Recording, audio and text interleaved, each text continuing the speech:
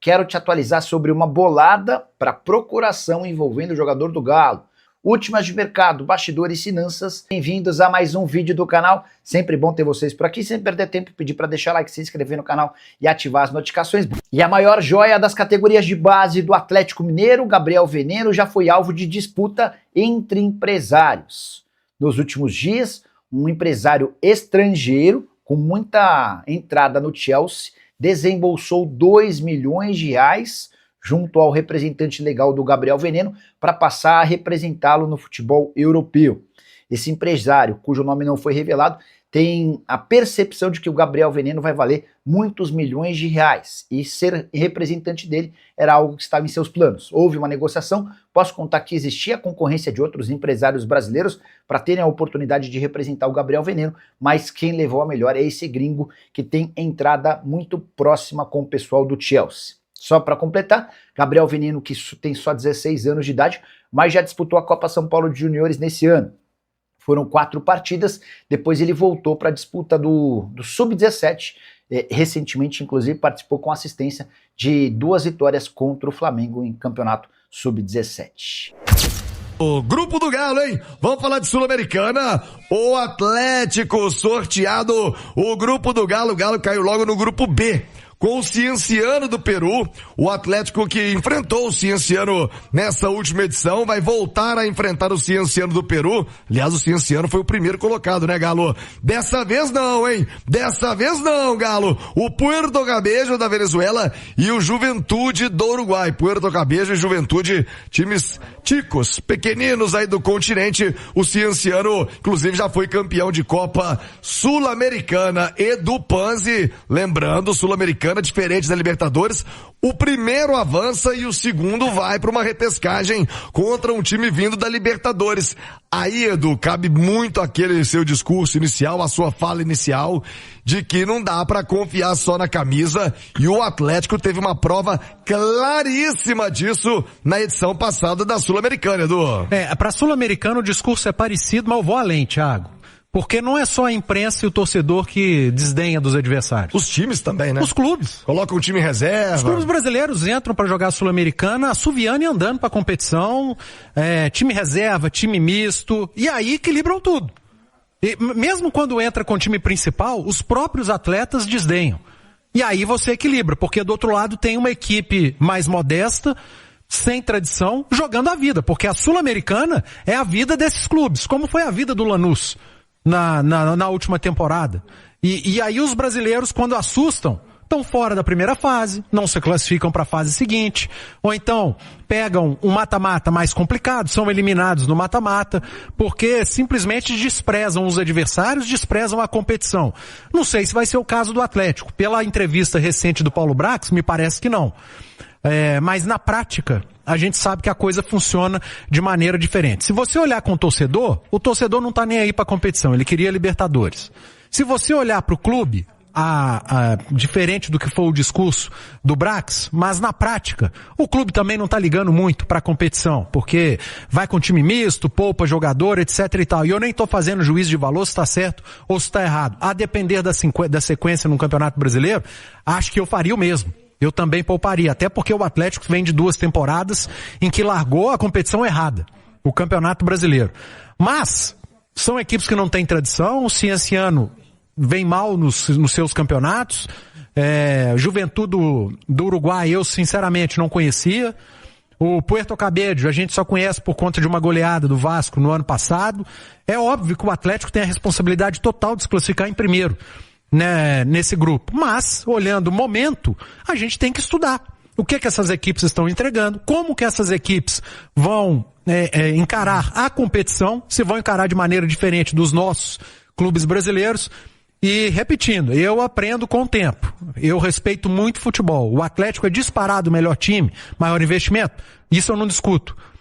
Tem tudo para ser o primeiro? Também não discuto. Mas eu vou guardar minha boca para comer minha farinha. Primeiro eu quero saber se o Atlético vai respeitar a competição. Come a farinha e canta o hino nacional pra eu ver. 11h58. Ô Ale Oliveira, o Cienciano é prova do que o Edu tá dizendo e foi uma tragédia, né? O Atlético contra o Cienciano no ano passado e a prova também do que disse o Edu, que o Cuca sofreu, depois o Sampaoli com a derrota na final também sofreu, desdenhando da competição. Se você achar que não vale, se ganhar é obrigação, meu amigo, a primeira fase. Vai que perde, não pode, né, Ale? Tem que encarar com seriedade, Ale Oliveira. E é uma Sula diferente, né? Você pegar os 8 cabeças de chave, 7 já ganharam a Libertadores. Então você tem equipes pesadas, você tem uma premiação que aumentou. Só para contextualizar, River Plate, Olímpia do Paraguai, Grêmio, Racing, Santos, São Paulo e o Galo. O único não campeão de Libertadores é o América de Cali, mas que também é muito tradicional no continente. Teve um aumento significativo na premiação também, o que realmente é uma atração, um atrativo a mais, né? Agora, tem uma coisa, né? Os times brasileiros, por causa do calendário, por exemplo, a fase de grupos aí da Sula vai acabar antes da Copa, né? Aquela correria maluca. Você pega um time ali que tá brigando pelo título do Campeonato Brasileiro, nesse momento o São Paulo, ou você pega um time que tá brigando contra o rebaixamento, ele não vai poupar no Campeonato Brasileiro. O time também não vai poupar na Copa do Brasil porque é caráter decisivo. Aí ele olha esses cabelos aí, esses times aí, turno e retorno, vai falar, vou poupar aqui, né? A impressão que se tem, isso já aconteceu inclusive, é que os times brasileiros têm como objetivo na fase de grupos da Sul-Americana ficar fora dela. Essa é a impressão que se tem. O ano passado, você disse aí, né, do Cienciano, o Atlético empatou as duas. Na última rodada era só vencer na Arena MRV, que já ia direto para as oitavas de final. Não conseguiu. Então, precisa ver muito como as equipes vão tratar essa competição agora. Evidentemente, você pega aí o Juventude do Uruguai, é o antepenúltimo do campeonato nacional. Esse Porto Cabelo da Venezuela, tudo bem. Ganhou de 4-1 do Vasco no ano passado, mas caiu ainda na primeira fase, é o 5º colocado do campeonato da Venezuela, que já não é forte. O Cienciano conseguiu a classificação em primeiro no grupo do Atlético, mas nas oitavas, né, primeiro confronto de mata-mata, perdeu no agregado para o Bolívar por 4-0. Né, é o 4º colocado do campeonato do Peru. Então, assim, eu acho que depende muito mais dos times brasileiros, no caso do Atlético, do que qualquer outra coisa. Lembrando que, na Sula, o Brasil já não vence, não faz um campeão há 4 edições, é diferente da Libertadores, que nas últimas 7 só deu brasileiro, e acredito que vai ser assim de novo esse ano. Dá pra dizer que o brasileiro trata a Sul-Americana como se fosse o estadual do continente, né? Eu tenho certeza que trata como a 2ª divisão da Libertadores. Não, trata como estadual. Criou-se o conceito... Eu acho que talvez por causa da rivalidade, às vezes o estadual tem mais cuidado. Por que eu falo estadual? Porque se ganhar... mas se ganhou isso aí. Se perder, vexame. A consequência é a mesma, mas o sentimento do brasileiro em relação à Sul-Americana é que é a 2ª divisão da Libertadores. E não é, né, cara? Você vê na Europa, porque todo o nosso conceito vem de lá. A UEFA já criou a 3ª e a 4ª divisão. Tem Conference League, já tem, né, a UEFA. E quer dizer, e todo mundo joga, e todo mundo valoriza. Eu acho que a gente precisa mudar, e a questão que o Ale levantou do prêmio vai ajudar. Porque o dinheiro fala mais alto, né? Ainda mais na situação dos clubes brasileiros. Tendo uma melhor valorização financeira, eu acho que a turma tá dando mais valor. Mas a culpa é nossa, cara. A culpa é nossa também, de desdenhar das equipes, cara. O Lanús veio aqui e deu na nossa cara. Mas também é do critério, né? O 16º do brasileiro entra na Sul-Americana. Mas é a competição. Eu acho que deveria encarar com um pouquinho mais de seriedade. Agora tem um problema, tá? Fiz as contas aqui rapidamente. Até a parada pra Copa do Mundo, são 19 jogos, tá? 19 jogos. É um jogo a cada 3.7 dias. Somando o brasileiro, Copa do Brasil e o continente. São 6 jogos de Sul-Americana. A última 12 semana de brasileiro. É a semana que vem, quando teremos data FIFA. Depois, meu filho, quarta, domingo direto. Então você vai ter que escolher. Vai ter determinado momento, você vai ter que poupar. E é óbvio que o time da Sul-Americana vai poupar na Sul-Americana. E eu acho que é óbvio que o time da Libertadores, se tiver que poupar, vai poupar no Brasileiro. E não na Copa Libertadores, a depender do adversário. Porque essa primeira fase tem alguns adversários que dão direito à equipe brasileira de poupar. O Palmeiras já fez isso em Libertadores para trás e venceu os jogos com equipes mistas. Mas enquanto o futebol brasileiro encarar as duas competições, tá, Thiago? As duas, porque tem jogo da Libertadores também que a gente olha pro adversário como se não fosse nada. E aí quando assusta, tomou ferro. Perdeu do time. Então, enquanto a gente continuar encarando as competições continentais aqui da América do Sul com o desdém, com a falta de respeito, devido respeito aos adversários e aos momentos desses adversários, porque tem muito time sem tradição aí que tá jogando mais bola do que time tradicional, cara. Tem time desconhecido do Chile que joga mais que a Católica. Tem time com menos tradição que o Boca que tá jogando mais que o Boca. Tem time com menos tradição que o Nacional do Uruguai que tá jogando mais bola que o Nacional do Uruguai. E tem time com menos tradição do que os grandes aqui brasileiros que estão jogando mais bola que os brasileiros. O Mirassol é um exemplo. E a gente esquece de fazer o mínimo que é estudar o momento das equipes e olhar só para a camisa, para a tradição e para o histórico, que é um erro muito grande. Abílio, amanhã jogo importante, depois da vitória contra o São Paulo, o torcedor atleticano mais animado e também já conhecendo esse caminho de Sul-Americana. Um abraço, boa tarde, Abílio. Abraço, Thiago, muito boa tarde a você, Edu, Ale, a todo mundo que acompanha a gente aqui no Rádio Esportes nesta sexta-feira e com preparação finalizada, né, para começar essa maratona importante. E vem aí, depois da data FIFA, um mês pesado com o calendário do início da Copa Sul-Americana, Thiago. Bom, vamos começar destacando aqui as datas para a gente ter uma noção da proximidade entre as partidas, da distância em que o Atlético vai percorrer, especialmente falando sobre o mês de abril até o início de maio, com jogos importantes nessa arrancada de Copa Sul-Americana. E a gente lembra um ponto importante, vocês falaram aí da fase de grupos, né? Só se classifica para a fase oitavas de final o primeiro colocado de cada grupo, já na terceira temporada dessa modificação com a inclusão de uma fase de playoffs na Sul-Americana em que os segundos colocados de cada grupo enfrenta as equipes que vêm da terceira posição dos grupos da Libertadores. Bom, neste fim de semana tem o jogo contra o Fluminense, pausa para a data FIFA e aí inicia o mês de abril diante da Chapecoense num jogo fora de casa. No fim de semana do dia 5 recebe o Atlético Paranaense na Arena MRV e já no meio da semana, dia 7 de abril, entre 7 e 9, né, terça, quinta-feira pode ser marcado o jogo da Sul-Americana. É o início contra a Academia Puerto Cabello, jogando fora de casa. Complejo Desportivo Socialista, é conhecido como La Bombonerita, é uma homenagem ao estádio do Boca Juniors lá na Venezuela. É um lugar que está a cerca de 200 quilômetros de Caracas, capacidade do estádio para pouco mais de 7 mil pessoas, apenas. Uma equipe modesta, mas uma viagem muito desgastante. Poucos dias depois, no fim de semana do dia 12 de abril, joga contra o Santos, na Vila Belmiro. E depois disso, joga no meio de semana do dia 14 de abril contra o Juventud Las Piedras, do Uruguai. Esse jogo é aqui na Arena MRV. Faz 2 jogos fora, o Coritiba, e joga contra a equipe de Las Pedras lá no Uruguai, e tem o jogo contra o Flamengo no meio dessas partidas também de Sul-Americana, porque depois tem o Cienciano jogando lá no Peru.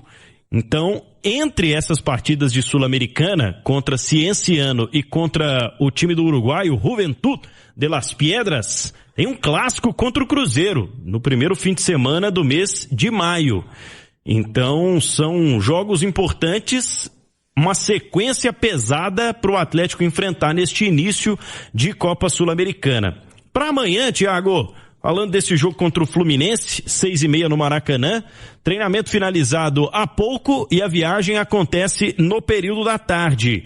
Time com o Juan Tressoldi de volta, vamos ver o que o Barba vai fazer com a defesa, afinal de contas ele tem de volta aquele que tem sido o zagueiro mais utilizado pelo Atlético nesta temporada, cumpriu suspensão na vitória contra o São Paulo no meio de semana. Não deve viajar o Cissé, tá? Continua em recuperação daquele corte no pé direito. Vamos ver como vai ser, inclusive, comportamento para os convocados aí na data FIFA da semana que vem.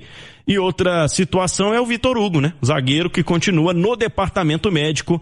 Alexander, estamos de olho na lista dos relacionados para saber se o volante meio-campista finalmente pode voltar à ação. Afinal de contas, já vem treinando com o restante dos jogadores há algum tempo, Thiago. Bom, 3 Edu Panzi. Galo embalado, o Fluminense vem de uma tamancada, né? Perdeu o clássico pro Vasco. Tudo pra ser um bom jogo, hein, Edu? O Atlético que vem empolgado porque venceu até então o líder do Campeonato de São Paulo. Agora tem outra pedreira pela frente, que é o Fluminense, que faz um grande Brasileirão. Ótimo mandante até aqui, né? 3 jogos, 3 vitórias no Campeonato Brasileiro. Thiago, eu tô achando, não sei se é o que eu faria, mas eu tô achando que ele vai tirar um jogador de frente pra colocar mais um zagueiro. Vai voltar com os 3 zagueiros? Acho que talvez volte o Juan, saia o Cassierra, permanência do Hulk pra bola parada, uma falta, enfim. E libera os laterais, atacar com o Preciado, atacar com o Lodge, usar a velocidade do Coelho, a força do Vitor Hugo, manter um atacante e reforçar o sistema defensivo. Ô, Ale Oliveira, faz sentido pra você? Ou repete a escalação que deu certo contra o São Paulo? Faz sentido, porque o Cassierra ainda não se pagou, né? Não se justificou. Embora não tenha jogado mal, ele não arrebentou. Mas você não acha que eles ficariam muito longe do gol lá no Rio, no Hulk e Cassierra no meio de campo ali? E tem uma coisa boa do Cassierra que não é culpa dele, né? Na verdade. Que com o Cassierra no time, o Hulk não fica preso entre os zagueiros adversários, né? O Hulk tem mais liberdade para passear no campo ofensivo. Então isso é bom, mas precisa se compensar, principalmente no momento defensivo, que você praticamente tem 2 a menos para marcar, né? Porque o Hulk até colabora, o Cassierra não tem essa característica, então pode acontecer. Mas essa ausência, possível ausência do centroavante, isso prejudica um pouquinho a produção do Hulk. Informação de momento, goleiro. Então é isso aí, pessoal. Já que você chegou até aqui no vídeo, não se esqueça de dar aquela moral, né? Se inscrevendo aqui no nosso canal, deixando um like, a opinião de vocês aqui nos comentários, galera. Vai nos ajudar bastante pra gente estar trazendo esses cortes aí do nosso galão todos os dias aqui pra vocês, pessoal. Rapaziada, vocês concordam aí com esses comentaristas da Itatiaia, quando eles falaram que o grupo do Galo foi o grupo mais fácil da Sul-Americana, pessoal? Deixa aí nos comentários o que vocês acham. Rapaziada, o nosso Galo aí tem o jogo contra o Fluminense amanhã, né?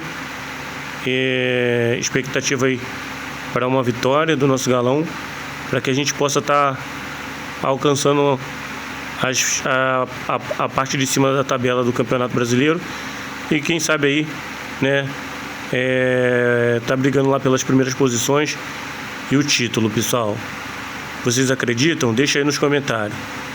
Rapaziada, então é isso. Esse aí foi mais um vídeo de hoje, né? A gente vai ficando por aqui. Um forte abraço a todos e até o próximo vídeo, galera. Fui!